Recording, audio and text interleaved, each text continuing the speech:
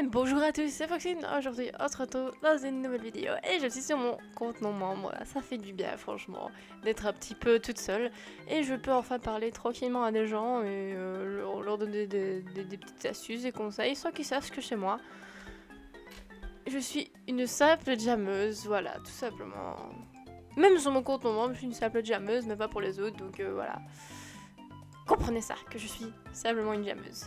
Normal. Et aujourd'hui, je vais vous montrer comment gagner à tout prix à cette fameuse course de chevaux. Cette course de chevaux où quand vous avez opposé de moment, vous avez un simple cheval, normal. Et vous voyez souvent d'autres chevaux, habillés. Mais en fait, c'est des Anglais aussi. Peu importe. Pourquoi ce sont des Anglais et pas des Français? Bah tout simplement parce qu'il y aura sûrement pas assez de chevaux pour ça. Et si vous avez remarqué, on ne peut pas parler dans ce truc de chevaux là. On peut pas parler ni envoyer de texte, juste des petits smileys. Et ces fameux smileys peuvent énormément vous énerver. Pourquoi? Parce que le cheval devant vous va pouvoir vous déstabiliser en vous envoyant un clin d'œil bien provoquant. Si vous trouvez pas que c'est énervant quoi, quand la personne devant vous, elle vous met un clin d'œil et elle s'en va comme ça veut dire hey, je suis devant toi, je vais gagner et voilà. Alors, vous avez celui-là, oh mon dieu, quelqu'un m'a dépassé. Vous avez celui-là, oh non, je suis trop lent. Vous avez celui-là, ah, je vais te dépasser. Vous avez celui-là, ah, je suis devant toi. Vous apprenez aussi quelques petites choses sur les chevaux, tout ça. Vous avez aussi celui-là qui fait, oui, je suis le meilleur. Et celui-là, ah, je vais essayer de vous dépasser. Donc, plusieurs styles. Et maintenant, comment gagner dans une course de chevaux? Tout simplement, vous avez déjà plusieurs obstacles différents. De l'herbe, de la boue, de l'eau, des bottes de foie, chaud ou je sais pas quoi, voilà. Vous avez différentes formes aussi. Donc des tout petits, ceux-là.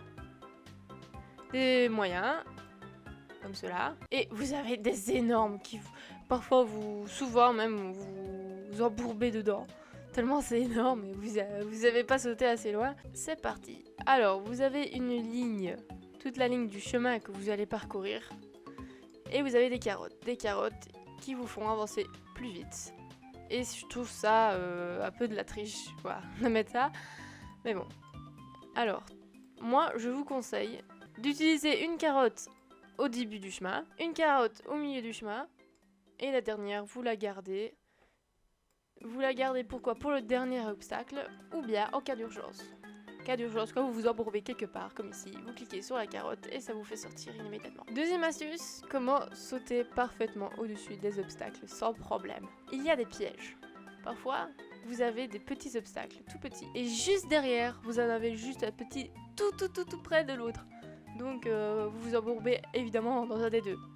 Mais ces petits pièges-là sont plutôt réservés aux Jamadermi Pro. Donc, c'est-à-dire quand vous avez aussi vos succès et quand vous gagnez, je crois, plus ou moins 10, 25 ou 50. Donc, si vous jouez 10, 25 ou 50 fois à Jamadermi, vous gagnez le Jamadermi Pro. Ou bien quand vous gagnez 5 courses. Je crois, exactement.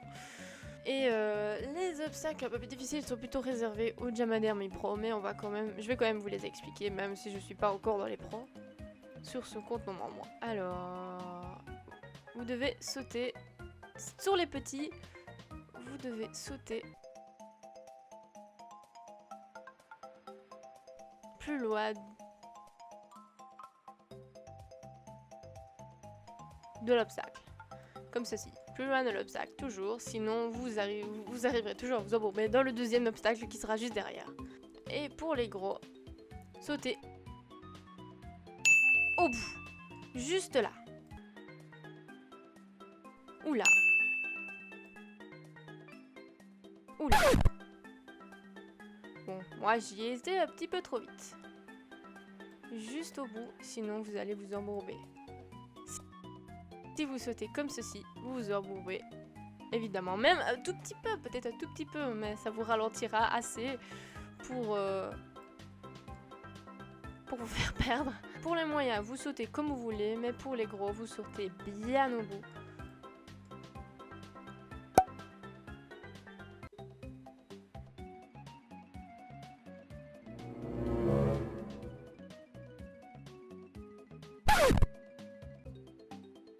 Donc voilà pour le Jam Derby Pro. Donc ça sera plus difficile pour vous d'y arriver sûrement. Et déjà il y a un autre parcours sûrement plus long quoi. Voilà, c'est parti. Comme vous voyez, les obstacles sont beaucoup plus près les uns des autres, donc c'est beaucoup plus difficile d'y arriver. Donc je vous conseille vraiment d'y aller. Pour les gros, allez bien près, et pour les plus petits, allez bien loin. Donc ça, le gros conseil que je vous donne, parce que les obstacles sont vraiment plus près les uns des autres, c'est beaucoup plus difficile de gagner. Faites attention quand vous utilisez des carottes dans le Jam Derby Pro, parce que c'est plus dangereux. Si vous utilisez une carotte, c'est évidemment plus facile de sauter au-dessus. Mais bon.